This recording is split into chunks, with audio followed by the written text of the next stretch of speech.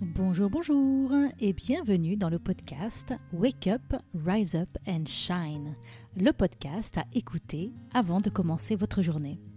Je suis Christine Levicki, auteure des best-sellers J'arrête de râler et Wake Up, et à travers ces différents épisodes, je souhaite vous partager de nouvelles perspectives.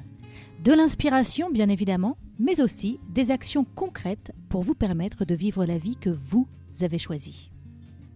Aujourd'hui, dans ce podcast, je réponds à une question qu'on me pose souvent. Comment avoir une idée géniale ? Les personnes qui me posent cette question en général me connaissent comme l'auteur de J'arrête de râler et me demandent « Comment as-tu fait pour avoir cette idée géniale, pour lancer ce blog qui est devenu viral, pour choisir le titre de ton livre qui est si percutant ?» Alors dans cet épisode, je prends le temps de vous expliquer ce que j'ai compris. Et surtout, je voudrais partager avec vous comment créer les conditions les plus favorables à l'émergence de vos idées géniales. Nous aborderons les points suivants. Qu'est-ce qu'une idée géniale ? Pour commencer, et ensuite, je partagerai avec vous 3 clés pour créer les conditions favorables à l'émergence de vos meilleures idées. Alors cet épisode est pour vous si vous êtes fatigué de chercher à être conforme à ce que vous pensez que les autres attendent de vous. Vous avez envie d'être source d'idées, de solutions, de création, d'innovation. Mais vous vous sentez encore trop limité, coincé, dans une vision limitée de ce qui est possible. Vous avez envie de vous épanouir, de rayonner, de résonner avec une toute nouvelle tonalité dans votre quotidien. Mais vous ne savez pas par où commencer. Alors comment avoir une idée géniale ? Pour commencer, posons-nous la question, qu'est-ce qu'une idée géniale ? Les idées géniales ne sont souvent pas des idées très compliquées. Ce sont plutôt des idées qui nous donnent l'impression de tomber pile poil au bon moment. Des idées qui résonnent juste, des idées qu'on dirait bien vues, des idées astucieuses, audacieuses, innovantes dans leur simplicité. Ce sont des idées qui nous touchent, car nous sentons qu'elles ont une vibration spéciale, un potentiel unique. Ce sont des idées que nous avons envie de partager. Une idée géniale, c'est une idée qui vibre, une idée qui est pleine de vie. Encore une fois, elle n'a pas forcément besoin d'être extrêmement originale pour être géniale. Ce sont d'ailleurs souvent les idées les plus simples qui vont le plus loin. Mais ce qui est certain, c'est qu'une idée géniale est toujours habitée d'une certaine vibration. Elle arrive un peu comme une fulgurance et est d'ailleurs parfois accompagnée d'une sensation physique, un frisson, un battement de cœur. Je dirais que c'est une idée qui est teintée, colorée d'un je ne sais quoi qui fait toute la différence. Ce je ne sais quoi, c'est la résonance qui émane de cette idée. Quand je parle de résonance ici, j'aime le mettre en opposition avec le raisonnable. Attention, j'ai rien contre le raisonnable. Parfois, c'est utile dans notre vie de faire des choix raisonnables. Mais combien de fois avons-nous tué nos idées à coups de raison ? Une idée émerge et immédiatement, nous la bloquons en cours d'éclosion car nous pensons que ce n'est pas raisonnable. Notre petite voix rabat-joie nous dit « C'est n'importe quoi, ça ne marchera pas, pour qui tu te prends ?» Et nous nous replions sur une réflexion plus raisonnable qui tue toute notre créativité et notre imagination. Alors une idée géniale n'est pas une idée qui vient de la tête. C'est une idée qui émerge du plus profond de nous. C'est pourquoi pour avoir une idée géniale, il faut créer les conditions pour entrer en lien avec notre résonance intérieure. Cette résonance est aussi ce qu'on appelle notre intuition. Notre intuition, c'est cette partie de nous qui ressent, qui écoute au-delà des mots et qui sait avant notre tête. Notre intuition ne nous parle pas directement. Elle est souvent inaudible et invisible. Et comme dit précédemment, elle est parfois accompagnée d'une sensation particulière. Alors pour avoir une idée géniale, vous l'aurez compris, il est absolument indispensable de créer les conditions favorables pour pouvoir entendre et sentir ce que notre intuition cherche à nous dire. Une chose est bien certaine, c'est que ce n'est pas en vivant nos vies débordés et submergés que nous risquons d'avoir une chance de voir quoi que ce soit émerger. Donc la première clé est de créer l'espace pour entendre, sentir, faire émerger. Il faut que nous arrêtions de courir et d'être constamment à longueur de journée sollicités de tous les côtés.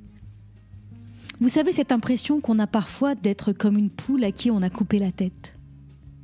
Il faut que nous créions l'espace et que nous prenions le temps de fermer et d'arrêter notre consommation de médias, de fermer nos écrans, de calmer ce surmenage intellectuel et de faire du vide autour de nous, dans notre environnement, et aussi du vide en nous.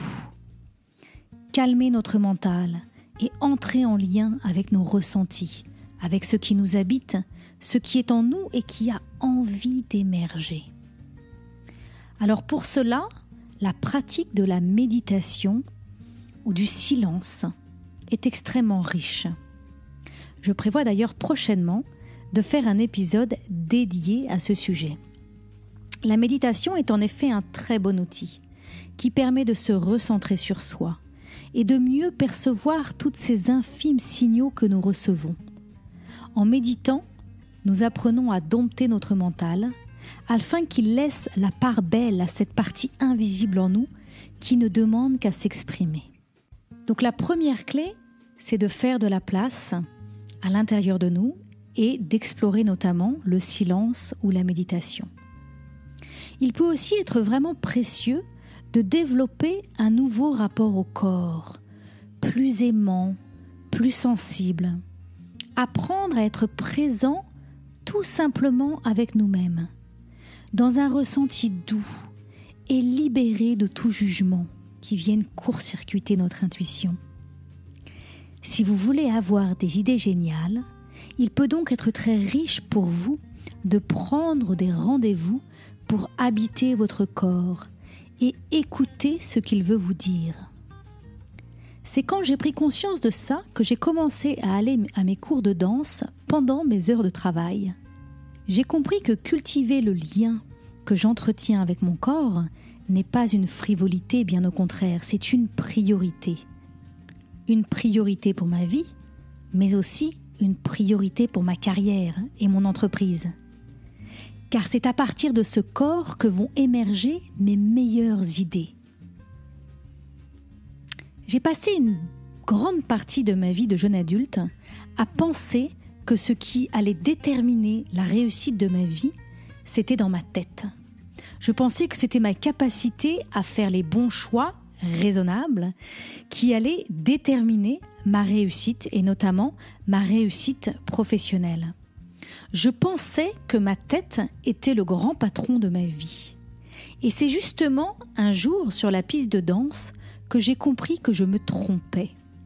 Que j'ai compris que ma tête n'était pas le boss. Que le boss, c'est mon cœur. Que le boss, c'est cette intuition, c'est ce qui vient du fond de moi. Et que ma tête, c'est formidable d'avoir cette tête parce que cette tête, c'est cette part de moi qui va être capable d'analyser, de processer ces idées géniales qui vont émerger de l'intérieur de moi. Ma tête va être capable de les processer, de les organiser, de les structurer. Je dis souvent ma tête, c'est le grand directeur des opérations. Mais ça n'est pas le boss qui donne la direction. Le vrai grand patron, c'est mon corps, c'est mon cœur. Mon corps, c'est l'instrument de toute création. C'est ainsi que j'ai mis dans ma vie en priorité la danse, le yoga, la méditation et même la masturbation consciente. J'ai appris, grâce à toutes ces pratiques, à être présente à moi pour entendre l'inaudible et voir l'invisible. J'ai appris à recréer les connexions entre moi et mon corps, afin de pouvoir créer les conditions favorables pour laisser émerger ces idées. Un peu comme des petites bulles de champagne qui remontent à la surface. Pour avoir une idée géniale, il faut aussi apprendre à se poser d'autres questions. Des questions d'une toute nouvelle nature qui vont activer notre intuition. Je dis souvent, la qualité de ma vie et la richesse de ma vie est directement proportionnée à la qualité et la richesse des questions que je pose à la vie. Je me suis rendu compte que je pouvais parfois avoir tendance à me poser des questions qui sont fermées, limitantes, pauvres. Par exemple, quand je me pose la question « Comment est-ce que je peux réussir ? Comment est-ce que je peux gagner plus d'argent ?» Au lieu de ça, j'ai appris à me poser des questions riches, des questions qui titillent mon intuition. Par exemple, une question que je me posais, c'est « Qu'est-ce qui a envie de se produire à travers moi ? Qu'est-ce qui m'appelle ? Qu'est-ce qui a envie de se révéler dans ma vie ? » Ces derniers temps, quand je m'assois pour méditer ou quand je marche en silence, en nature, je contemple la question de « Quel sera le titre de mon prochain livre ?» Je n'ai pas envie de trouver la réponse à cette question à partir de ma tête. Parce que je sais que ce qui fera la réussite de mon livre, c'est si j'arrive à ce que le titre émerge de l'intérieur de moi. J'ai d'ailleurs bien l'intention d'utiliser la même stratégie pour faire émerger les grands messages forts de ce prochain livre. Donc l'importance d'apprendre à se poser des questions riches, des questions qui viennent justement titiller notre intuition et qui vont inviter l'idée géniale à émerger. Ceci est donc la deuxième clé que je voulais partager avec vous. Une autre clé qui est très importante pour avoir une idée géniale, c'est d'oser croire que ce que nous dit notre intuition a de la valeur. En effet, un des plus grands blocages à l'émergence de nos idées est notre manque de confiance en nous, notre manque de foi en nous, en nos capacités à ressentir et en cette énergie de vie qui nous traverse et nous transcende. C'est impalpable et ça dépasse pour beaucoup l'entendement. Alors notre mental va vouloir réfuter en bloc ces intuitions.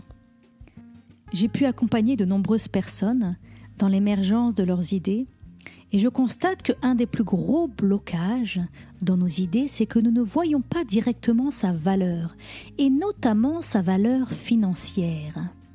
Nous avons peur que cette idée nous coûte, qu'elle nous coûte du temps, qu'elle nous coûte de notre argent pour finalement n'arriver nulle part.